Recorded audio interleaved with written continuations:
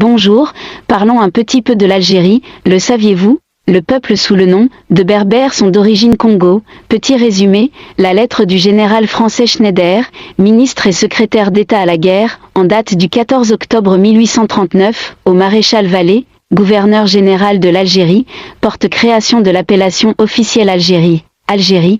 Mais quel était le nom ancien avant d'être appelé officiellement Algérie? Le saviez-vous? Avant l'invasion des Ottomans au XIVe siècle. Le pays était occupé par des Berbères ainsi que tout le Maghreb. Dans les anciens peuples sont les Mauritanies et le centre était la Numidie. En vérité, que veut dire berbère?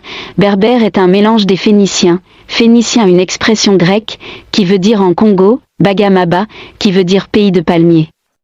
Si vous avez constaté en Algérie, Alger, vous allez entendre des Mouloudias, cela n'ont fait que récupérer l'histoire des Moulouds, les Moulouds qui deviendront la tête des Berbères. Or avant les qualificatifs berbères, étaient les Numides de peau foncée, appelés aussi les Maures.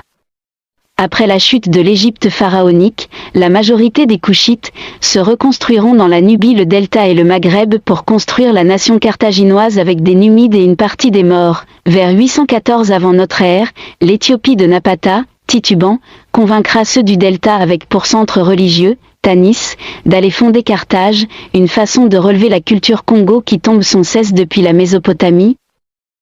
Le centre de toutes les puissances, jusqu'à présent le nom berbère n'a pas encore vu le jour. À la chute de Carthage, les Numides, peuple de Mouloud, sachant qu'il était, ils ne vont pas accepter la venue du nouveau maître romain, qui les impose la culture latine.